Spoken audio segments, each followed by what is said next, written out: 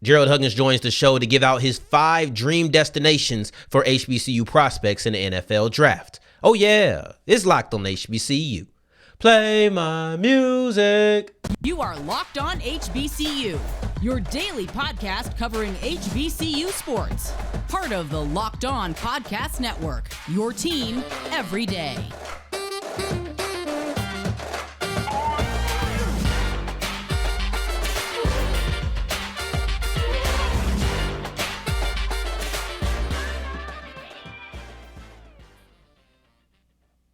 What's going on, family? Welcome back to another episode of the Locked on HBCU podcast, your number one daily one-stop shop for everything HBCU athletics, Monday through Friday, part of the Locked On Podcast Network, your team every day. And I, of course, am Darian Gray, aka the Mouth of the South, Texas Southern alum and former TSU Herald Sports editor. Thank you for going on this journey with me, making Locked on HBCU your first listen of the day every day. And remember, just because the mic cuts off does not mean that the journey is over. It just means it's time to follow me on Twitter at South Exclusives. You see it right here at the bottom of the screen. But if you don't, that means you're on the audio side of things, and I appreciate you too. Just make sure you add the S on the end of South Exclusives when you follow. Make sure you hit the subscribe button while we're here too, and we're talking about following. Follow me and follow the show. And we have a full breakdown of some draft HBCUs. Gerald Huggins comes in with a full breakdown of some dream draft destinations for 5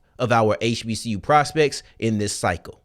All right, in the name of full transparency, I texted you. I said, look, you have 10 players. We're going to divide them up into 2 shows. What's one guy that you just feel you love this draft fit for? And he sent me back 5 guys. Now, before we ask the question about this, do you remember the 5 players that you sent off the top of your head? Off the top of my head, it had to be Keyshawn Moore. Yes. Had to be Mark. Was it Mark? No. Oh, Isaiah Land. Was it Isaiah Land? No, I'm going to give them to you. Keyshawn Moore, Aubrey Miller, Shaq Davis, Jadakiss Bond, and Andrew Farmer the second. Yeah. Okay. So those are your 5 players. Of those 5 and the draft fit that you gave, which one of these players do you think will have the biggest immediate impact for their team? Ooh. It's got to be between Keyshawn Moore and Aubrey Miller. So I'm gonna lean on Aubrey because Aubrey has that special teams. He has the best special teams acumen out of all the guys, including like Isaiah Bolden. Because I mean, Isaiah Bolden, yes, he's a kick returner, punt returner, but Aubrey literally plays every special team unit, and he is. I mean, me personally, he just fits that Steeler way. And I know Steelers have picked up some linebackers through free agency, and they have some guys already there. I get it. This is just about who I feel is a good fit for him. End of the day, he could fit in any 3-4 scheme as a Ted backer for the most part. And I believe he could play Mike in a 4-3 as well. But I just think for him, keep the game simple for him and let him just do what he does. Put him in a 3-4. Let him play that Ted. Let him knock some offensive linemen off their butt like he did throughout his career, definitely in that Campbell game. As you see, he's going to get some really big offensive linemen running right into their chest and making plays in the backfield. That's what Aubrey Miller does. So just let him do what he does. Pittsburgh, it just fits. And then Keyshawn Moore, he's the most versatile defensive lineman. He might be the most versatile defensive player in the draft from any level because no one else can say they played nose guard, outside linebacker, and defensive end. Nobody can name a player that played that. Not one. Not one. Please, if they have one, please show me. Please. Right. So I look at Miller because I want to bring it back to that first person you named, and that just so happens to really be the biggest name on this list, so it just worked out that way. But you spoke about his versatility between a 3-4 and a 4-3. What is it about 3-4 versus 4-3 as a linebacker that made you say, I need him in a 3-4? For me, with him, right? Right, just specifically for him. Okay. So me personally, when it comes to 3-4, you have a little bit more free flow and protection because you have usually you have a 320-pound plus 6 foot plus nose guard there to just clog up space. And then you have 2 4-eyes who are equally about 275 plus and higher and taller, clugging. So you got 3 guys taking on pretty much 5 guys on the line of scrimmage. And then you have these 2 big outside backers doing the same thing. So now you got two linebackers pretty much just have free flow to have fun between the A and the B gaps, depending on what your scheme is. So for Aubrey Miller, now granted, he can get off of blocks and he can really attack blocks, as you can see on his film.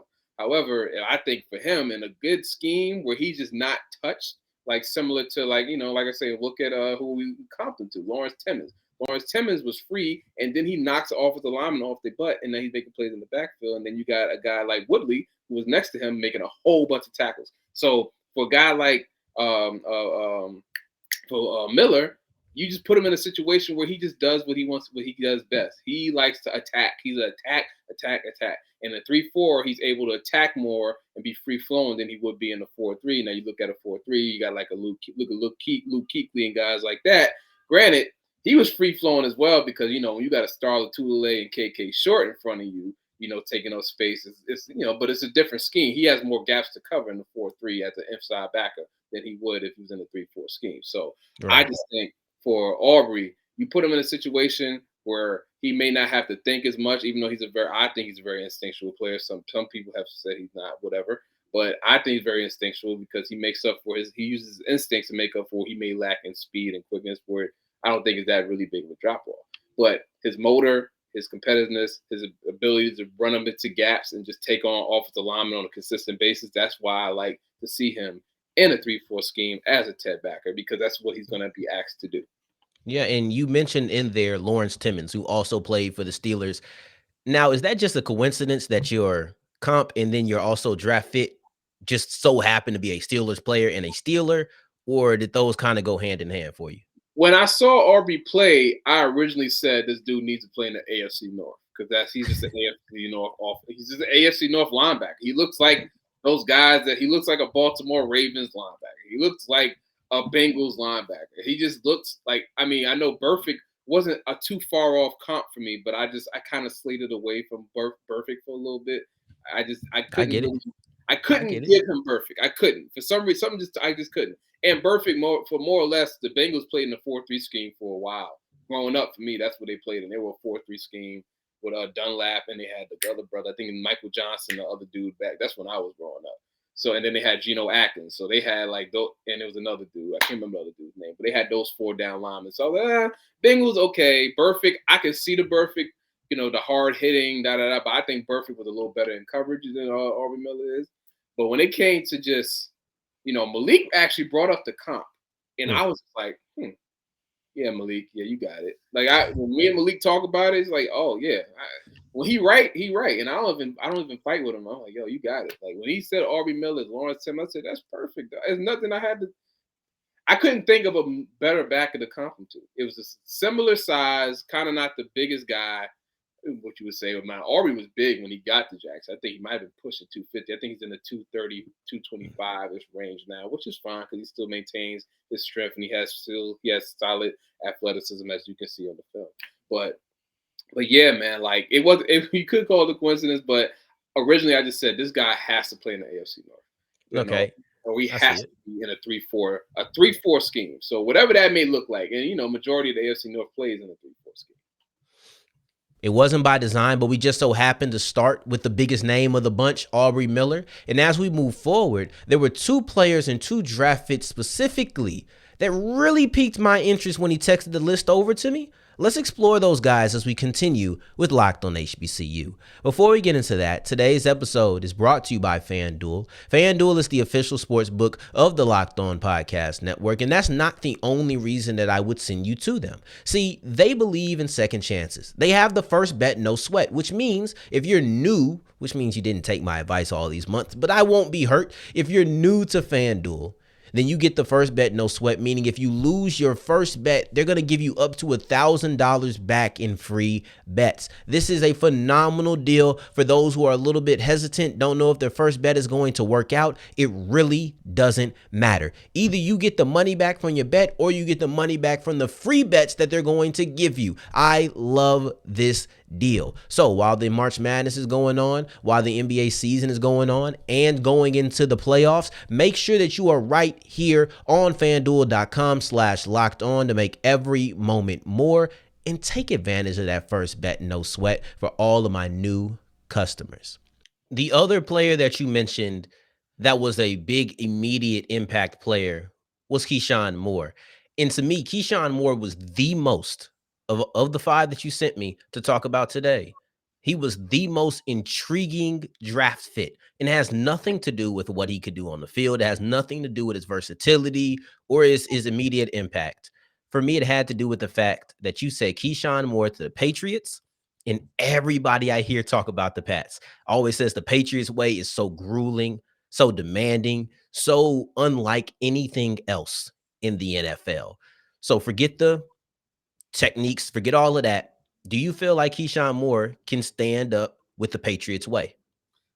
I asked Keyshawn Moore about his pro day. I asked, was you nervous? Guess what he said? Wait, sir. It's just me working out in front of people. He's He not. ain't lying. Yo, he's not phased. Like, this guy he's a freaking football. Like, when I asked him about, I talk to him all the time. So I just asked him about, like, like how he just feel about playing the nose. He said it's football. I just want to hit people. Like, I mean, it, like he makes it very simple. He's like, yo, listen, I'm probably gonna be one of the biggest people on the field. I'm not big, but one of the strongest people on the field, pound for pound. And he just wants to run into somebody's face. That's all. That's what he's about. And he's smart. And he played multiple positions because guess what? When you play in that Bill Belichick defense, you have to be versatile. Have to. You have to be. He could shed 20 pounds and be like those inside backers that play for the Patriots and them outside back play for all their backers are huge, man. They've been known to have 6'3", 250-pound backers. I mean, that's just a thing. Or he could just keep on putting a little more weight, and then he put his hand in the dirt, and he could be like Richard Seymour. I'm not saying the size, clearly not the same, not really the same, but he can play. He's versatile enough to be at the nose. He could play the 4-eye. He could play the 3. He could play stand-up end. I mean, he could play anything they want him to play. And his mentality is just, he simplifies the game of football. He's like, oh, well, listen, this is my key, and I need to knock him into the backfield and make the play. That's him. That's the kind of guy. That's the kind of guy he is. He's killing. He's done everything you need for an FCS player to do. He went all conference in what people consider one of the toughest conferences in football, in FCS football, which is the CAA. He went to JUCO, one of the top JUCOs in the country, Lackawanna Community College, which also produces some of the best HBCU athletes you're ever going to see. That's just how it. I mean, they produce Nugget, they produce Robert Mitchell, they produce Savion Williams. It's just it's a pedigree. You don't leave Lackawanna and not know how to play football. You don't leave Lackawanna and not want to just run into somebody's face. Those guys are just built like that, and I can't. So I'm actually going to go because I've sent players there. Me and Coach Nooks, because Coach Nooks played there. He sent players there, and like they're currently in camp right now. I'm going to go see them. They want to play at HBCUs, and guess what? Lackawanna, they don't turn away. Tyler Long from Norfolk State was there too. There's so many guys. So all that to say, Keyshawn Moore is slowly becoming like, not slowly. He's my favorite defensive lineman in the draft class from HBCU. I hear it. I can hear it. I can hear it in how you speak. Because he's versatile, man. No one else can say they could play the nose and play outside linebacker. There's not one guy. And and his size, I mean, like his 40 was not that much slower than Isaiah Land. And he's stronger than almost every D tackle. He's the strongest D tackle at the combine if he went. I mean, it's not too hard for me. It's very simple for me. I think the guy gets into camp. He gets into camp. He's going to stay there. He's going to be there for a while. And guess what? If football don't work out, he's going to be the WWE champion someday. So it's a win-win for everybody. Let's keep the passion flowing. Let's keep the most interesting prospects going or draft fits going. Because for me, right next to Keyshawn Moore, the second most interesting draft fit is somebody I think you might have a similar amount of passion for, and that's Shaq Davis out of South Carolina State. And you said he's going to stay in the Carolinas. He's going to go to North Carolina and be with your Carolina Panthers. I just found it interesting. What makes him so special that you're like, I want him on my team? That's a little different. That's a little different than everybody else. So for me, the Panthers need a deep threat.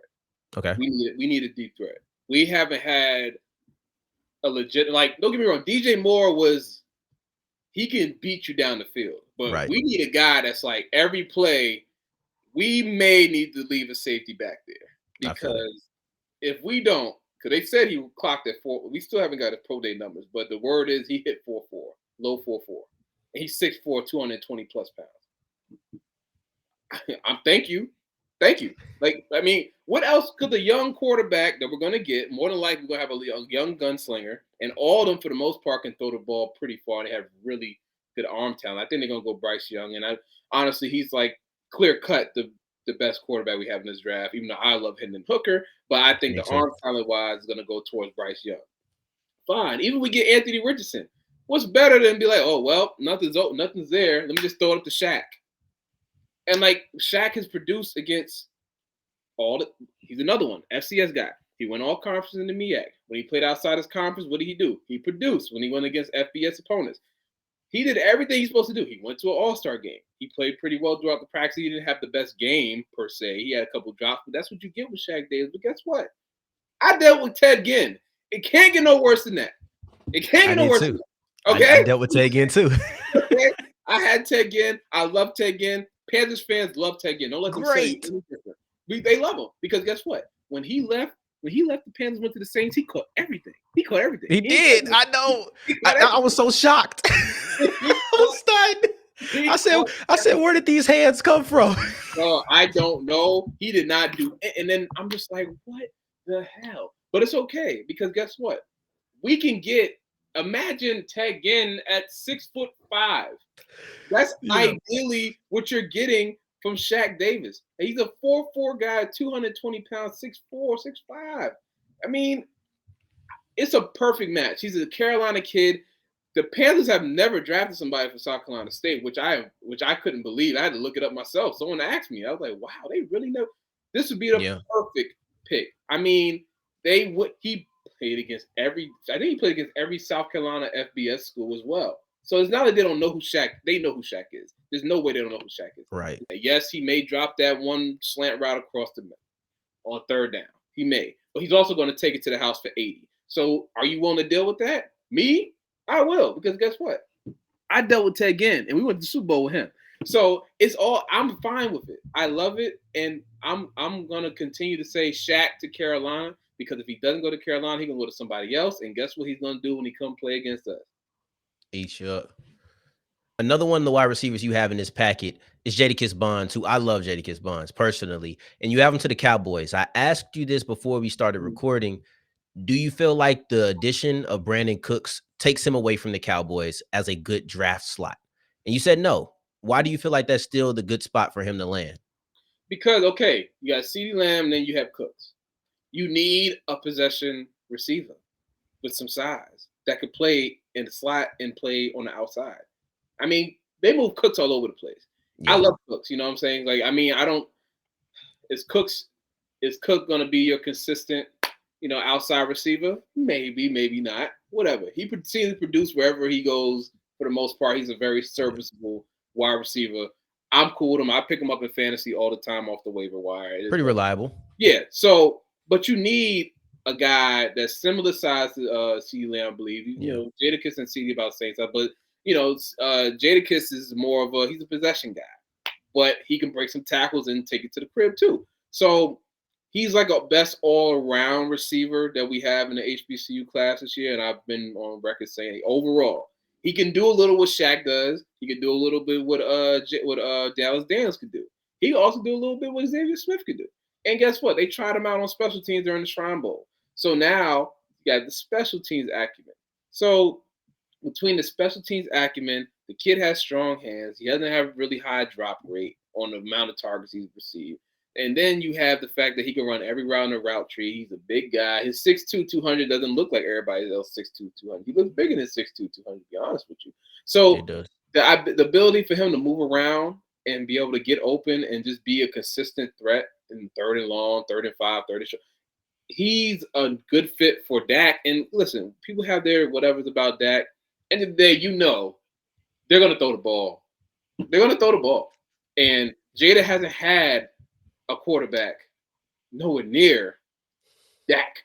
You know, like Jadakiss was able to do this. Like, look at all the other receivers in the NFL and what they had, who they had in college. I mean, it's easy. You know what I'm saying? Like, who's CeeDee Lamb's quarterback in college? The one is quarterback. Hurts. It was Hurts and Murray. Wasn't Kyler? Yeah, Kyler wasn't. It was Kyler, and then he played with Hurts his 1 year in Oklahoma. So he had some QBs. I mean, he had some QBs.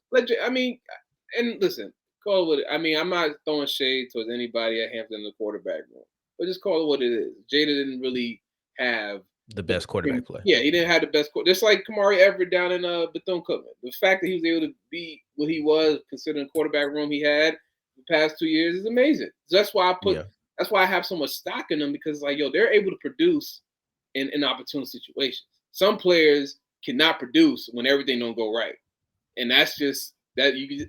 So for the Cowboys, who granted, I have no horse in the race when it comes to Cowboys, because I'm not really a Cowboys fan, but my family is, and I understand. I know they're looking for another receiver. Your family is a Cowboys? Ain't you from New York?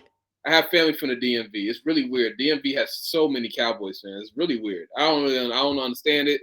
And like my dad's side of family, Cowboys fans too. My dad not really a fan of anybody. He just watched football. So that's why I'm just a random guy that just likes the Panthers. It is what it is. So I never questioned that either. I never questioned it, but I just rolled with it. Julius Peppers, man. It was a whole thing. Yeah, I saw on Twitter. I saw Mr. He's better than Lawrence Taylor. All right, now look, we're not gonna do it today. But I will wrap up asking you about this guy, Andrew Farmer, the one D2 player you have on here, and I think he's the only D2 player in your full top 10, if I'm not mistaken. Mm-hmm. You have him you have him slotted to go to the Seattle Seahawks. And they're a good defensive team. They're known for defense, but we often think about their secondary. They've had some pretty good defensive ends as well. How does Farmer compare to those guys like Michael Bennett, Frank Clark? It's one more guy I'm forgetting that was on the edge. Clemens. That's what it is. Here's the thing about Farmer. I comped him to Michael Bennett because he's the best run defender in D2. He was the best run defending defensive lineman in D2. The kid from Ferris State was a better pass rusher, but he could not hold a candle to Andrew Farmer when it came going against the run. Andrew, I urge people to watch Arkansas Pine Bluff and Lane College film. He played against Mark Evans twice. First time, Mark got him. Second time, it was a little more evenly matched. Okay. When it came to stopping the run, and his athletic ability, the length of his arms, his motor, you can't teach that. He doesn't like to be blocked when it comes to stopping the run, and you can take that. And guess what? He has arguably the best pass rushing coach coming in to the Seahawks, Coach Jordan. He was just at Michigan State. He trains Max Crosby. He trains Von Miller. He trains some of the best pass rushers in the NFL. He trains some of the best pass rushers in Texas in high school. He has multiple All-Americans across the board from high school level. Coach Jordan is solely the reason why I said if Andrew Farmer, with his run stopping ability already, if you add the pass rushing, this is a perfect prospect. He's 6'3 plus, 200, I think they say 250 pounds roughly. He's a 640 from what I've been told. He's strong. His shuttle's solid. He has he's a freak. Let me stop saying freak athlete. He's a good athlete. Definitely come out of defense D2. It's just for him, he needs to be in a good situation. He can't just go to a team that doesn't have a solid foundation when it comes to pass rushing, a solid foundation when it comes to who they have coaching their defensive line. And for the most part, you look at Seattle, they have stability. The players seem to like it there as well. It's a little bit out the way. He can just focus on football. He's a very humble young man. He's going to have the best defensive line coach. He's going to have one of the best coaches to coach in the NFL, and Pete Carroll. He has a hell of a defensive coordinator with him. They're not going to put him in any opportunity in situations he can't handle. I think he's a project, but most of these players are. So give him a shot. Just give him a shot. He proved himself. For a D2 guy. He did all he can do as a D2 guy to get to this point. He did everything he was supposed to do. And now a team just has to be like, well, We got the coaching that could do it. So we'll take him. We'll take the D2 kid that knows how to stop the run already, and we'll teach him how to become a better pass rusher. I appreciate you, Coach G, coming on the show. We have to do the second half of your top 10 maybe sometime next week. We got a couple of pieces that we have to get out before draft time rolls around. So get used to it. Get used to seeing the face, because this is the time of the year when he's very active on Locked on HBCU, and we do appreciate it. And I'm going to give you a gift, my brother. What's up? I'm going to reveal my top 20 on your show. I'm not going to draft it. I'm gonna give you. That's the second thing you sent me, right? Yes, I'm giving you. And it's gonna change. It's gonna change. It's gonna change because some things have happened. See, this man, he texted me, said, "It's not gonna change. This is my top 20. It's probably not gonna change." Like, yeah, don't worry, we'll get to it, and it ain't gonna be no different. No, it changed. It changed. And I just want to give a shout out to Ronnie Thomas, the undersized edge rusher. He just got picked up by the CFL. Shout out, man. Listen, 5'9", 245, don't matter. A 6'8" offensive lineman cannot block him on a consistent basis. So watch him. If he stays around long enough, he's probably gonna lead the league in sacks one day. And I'm gonna be happy to say that I scouted him. And the young man is just a hard worker, and he's setting the tone. All right, because there's been 5'10" edge rushers that played the NFL. Yeah. I mean, they didn't last long, but guess what? He made it there. So guess what? Ronnie Thomas, keep doing your thing, brother. Just want to show you some love, man. Real talk. I just want to show you some love, man. Appreciate you coming on, Coach. Anytime, dog. Anytime. And I always appreciate Coach G for coming on, giving his insight. We'll be back with part 2 of this list at some point next week, because this was only the first 5. We still have 5 more, but he got me rubbing my hands like a mad scientist, talking about the fact that he's going to debut his top 20, even though his top 20 is probably going to be completely different again, but he's going to debut his top 20 on Locked on HBCU. This is a treat for both you and me, because I didn't even know he was going to say that. That caught me by surprise, but I appreciate him just like I appreciate you for making us your first listen of the day every day. For your second listen, make sure you're checking out Locked on College Basketball for everything you need around the sport in one place wherever you listen or watch your podcast. On tomorrow's episode, we're going to go over some of the spring games, and then we're also going to talk about the perfect timing of the HBCU All-Star Game, which is this Sunday. In the meantime, in between time, if you're looking for me, you can find me on Twitter at South Exclusives. Until the next time that we hear each other, family, take care, stay blessed. Peace.